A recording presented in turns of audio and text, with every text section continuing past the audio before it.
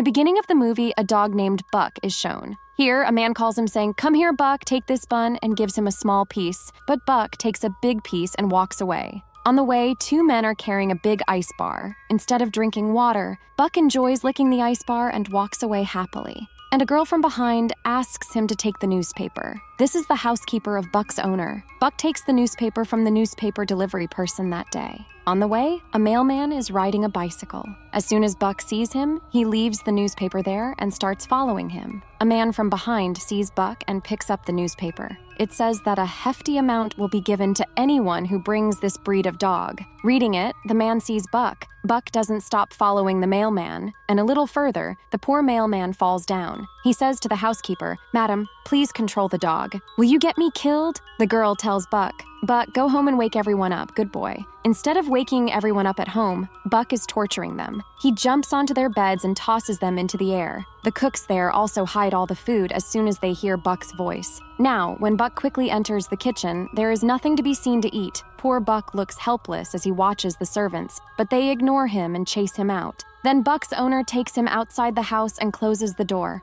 But Buck jumps at the window again to come inside, and the owner says, "Today, you'll stay outside and learn discipline on your own." In the meantime, Buck sees a rabbit and starts chasing it. When he gets close enough, he dives into its burrow. As he emerges, he sees many people coming there. It turns out that there are guests at home, and a grand feast is being prepared for them. Now, all the food is set up on the lawn, which makes Buck jump with joy. Just then, all the guests are taking a group photo. Just as they're about to click, Buck sneaks in with a chicken leg piece in his mouth and poses for the photo, surprising everyone. Then, they look at the table and it seems like the food is all gone. The owner angrily tries to take the leg piece from Buck's mouth, but all he finds is a bone. Smart boy Buck had already eaten the meat. That night, the owner scolds him, saying, "Can't you follow discipline even for a day? Today you embarrassed me in front of everyone." Saying this, he closes the door and tells Buck to sleep outside. In the morning, a man arrives and calls for Buck. Buck wonders who this new character is. He goes to the man. This is the same man who had read the newspaper ad on the first day. Buck sees a lot of food in his car and jumps inside. Suddenly, some people close the door and they are about to take Buck somewhere on a train. Poor Buck becomes confused about where these people are taking him, and he peeks out from a hole in the box to see. At one point, a man breaks the box open. Buck breaks the rest of the box himself and comes out. The man scolds him, "Don't overreact, just follow my orders." Buck jumps at him, but the man hits him with a stick. Now, Buck manages to stand somehow. The man warns, "If you listen to me, I won't hurt you, understand?" Poor Buck, scared, remains silent. Then the man ties Buck to a pole. Buck breaks the rope and pushes everyone aside, running upstairs. Upon reaching the top, he realizes that he's on a ship, and the ship is heading to Alaska. Now they hand over Buck to an old man. The attire of the people there seems a bit strange to Buck. As he walks, he places his foot on the snow for the first time and thoroughly enjoys that moment. Just then, the snow starts falling, and there's no end to his joy. A little further, he accidentally bumps into an old man named John. John starts walking away, but his mouth organ falls down. Buck picks it up and follows John. Now, John boards the ship and turns around to see Buck with his mouth organ in his mouth. He takes his mouth organ back. Just then, a man puts a leash around Buck's neck and leads him away, leaving him at some pet shop. Then a man named Perrault comes and buys Buck. He then takes him to a snowy place where people are climbing mountains with heavy loads using a rope. Perrault tells Buck, "If you want to go ahead, you can." Now Buck happily moves forward. Upon reaching the snowy mountain, Buck discovers a village settled there. Perrault's assistant, Françoise, is shown around. She asks Perrault, "I asked for 2 dogs, and you brought only 1. Perrault replies, "This one is equal to 2. Françoise looks at Buck and introduces him to the other dogs. Among them is a husky breed dog, whom she identifies as Spitz and declares him Buck's boss from now on. Then they tie the dogs to a sled, and the dogs start running fast. Buck, being new to the job, staggers at first while all the other dogs run together in one direction, and Buck is running in a different direction. The sled overturns and falls some distance away. The next day, the dogs are harnessed again and they deliver some parcels. At night, all the dogs are eating fish. Then Spitz, acting like a boss, steals another dog's fish. Seeing this, Buck gives his fish to the poor dog. Seeing his kindness, the other dogs start to respect Buck more. The next day, the pond there freezes. Spitz digs a small hole and drinks water alone, not allowing the other dogs to drink. Seeing this, Buck quickly digs a big hole and arranges water for the other dogs. Meanwhile, Perrault and Françoise are traveling on the frozen road. Suddenly, the snow melts, and Françoise falls into the water. Buck immediately jumps into the water and saves Françoise, but he starts to drown himself. Perrault shouts for him, extending his hand, but Buck is nowhere to be seen. Perrault sits down, disappointed, when suddenly someone hands him a stick. When he turns back after breaking the ice with the stick, he sees Buck standing there. Perrault happily embraces him. Spitz, watching all this from a distance, starts to feel annoyed by Buck's name. In the next scene, Buck catches a rabbit and lets it go without doing anything to it. Now Spitz chases the rabbit and kills it. After that, he comes and sees Buck, his eyes clearly showing that there's a tough guy here and that he's the tough guy. He says, "First, you became the favorite of the dogs, and now you've become the owner's favorite too. If you want to take my place, then compete with me." Then he runs and attacks Buck, knocking him to the ground. Then, looking at the other dogs, he says, "See, I'll always be the boss." The other dogs freeze in fear. Now Buck gets up and stares at Spitz. Spitz tries to attack again, but this time, Buck lifts him up and slams him to the ground. Spitz gets scared, and in this way, Buck becomes their new leader. The next day, Perrault prepares the sled, but can't find Spitz anywhere. Perrault puts another dog in his place, but that dog starts misbehaving. Perrault, frustrated,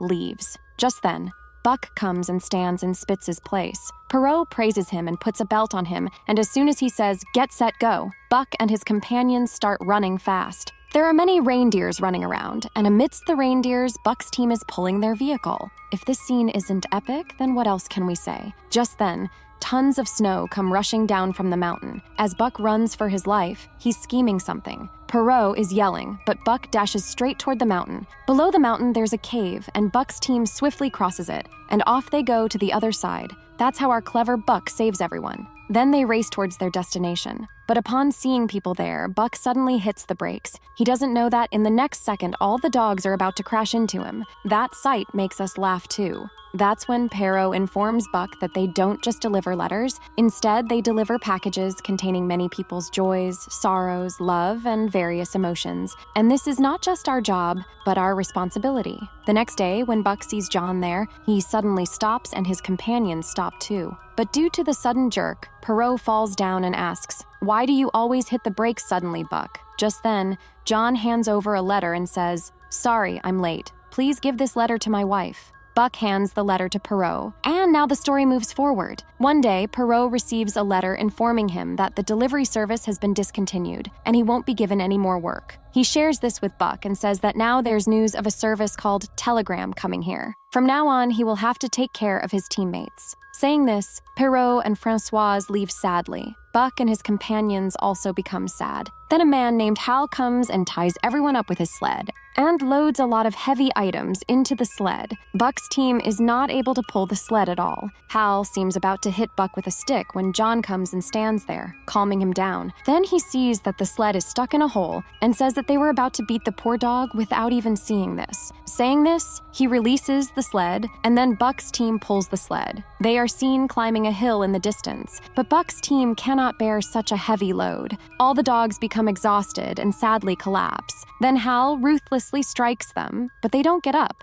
Then he aims to shoot Buck. In the midst of this, John arrives there and pushes him in anger. Then he shows the gun to scare him. Hal says, "All right, take Buck with you, but don't touch the other dogs." Then John says, "The snow is melting. Now if you go there, neither will you survive, nor will these dogs." But the man insists and takes the other dogs with him. John takes Buck to his home where Buck rests. The next day, he feels a bit better and sees that the snow in front has melted, turning into a river. Then John says, "Buck, I'm afraid your companions might have been swept away in this river because of that foolish man." Hearing this, Buck becomes very disappointed. In the evening, John is sitting and drinking alone. Buck looks at him from the window, just as Hal arrives and starts attacking John. Buck rushes inside and attacks Hal, but John stops him. Then both of them return home, and now Buck hides John's bottle of alcohol inside the snow and sits on top of it. Then John says, "Buck, give me that bottle. I can't live without it." He tries to move Buck, but Buck stays there. John says, "You're really strong, but buddy, after my son's death, my wife and I drifted apart. I've been living alone for so many years, and now you're my companion." Hearing this, Buck bonds with him. The next day, John shows a map and says, "My son wanted to go to a place that's not on any map. Will you go on such an adventure trip with me?" Then it shows that John and Buck are sitting on a small boat. sailing down the river. And in this beautiful aerial shot, the fish underwater can be seen clearly. Both travel in the boat all day and stop at a place to rest at night. This is how their journey continues. Here, Hal arrives at John's house. John isn't there, but his map is in Hal's hands, marked with a location. Hal thinks that John must have gone there in search of some treasure and decides to go there himself. At the end of their journey, John and Buck reach their destination. Seeing the beautiful sunset there, they arrive at an old house filled with dust and dirt. After cleaning up the house, John and Buck start to settle in. The next day, while John is bathing in the river, he finds a piece of gold. He tells Buck to look for gold too. Buck searches and finds a stone. John says, "Not that big, Buck. Show me smaller pieces like that." Buck throws the stone, and this time a big piece of gold comes out. But he thinks that John might need a smaller stone, so he throws the gold back into the water. John says, "Perhaps the stories my son read were true after all. There is gold at this place." Suddenly, Buck starts chasing a fleeing female white wolf. In the meantime, a grizzly bear appears and scares Buck, causing him to run in fear towards the jungle. The female white wolf in turn strikes Buck's leg and runs away. Buck then places his paw on the footprint left by the female white wolf and realizes that they are evenly matched. Now Buck feels like, hey, she seems to be of my own breed. The next morning, Buck is lying by the riverside. A pack of wolves is hunting down a wild boar nearby. One of the wolves falls into the river and is swept away by the water. Further away,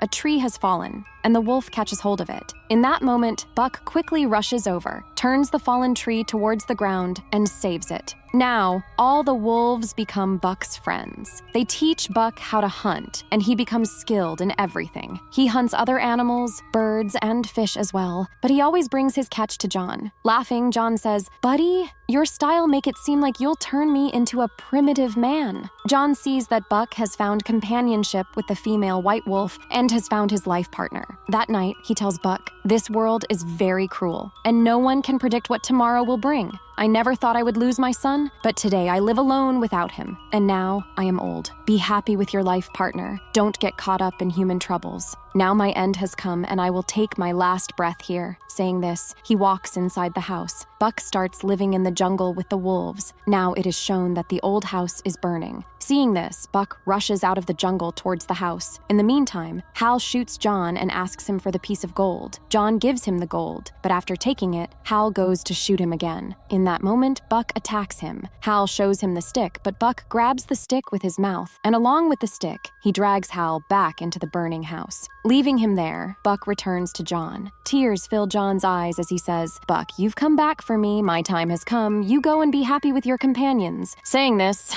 he sadly passes away right there. Now Buck returns to the jungle with his companions. Later, it is shown that Buck and the white female wolf have cubs. One day, the same grizzly bear comes to scare Buck again. Now Buck bravely approaches it, and the grizzly bear quietly leaves the path. Now Buck looks at the burnt house and remembers all those who had cared for him and supported him through difficult times. Then, with this thought, his face lights up, realizing that after overcoming many challenges, he has now become the leader of a pack. With Buck's success, the movie comes to an end here. Absolutely, just like in our lives, we will encounter many problems. Paths will change, but we will surely achieve our goals with this belief. With this hope and confidence, we bid you farewell. But before you go, please like this video and subscribe to our channel. Also, make sure to share this video with your friend circle. And finally, thanks for watching, folks.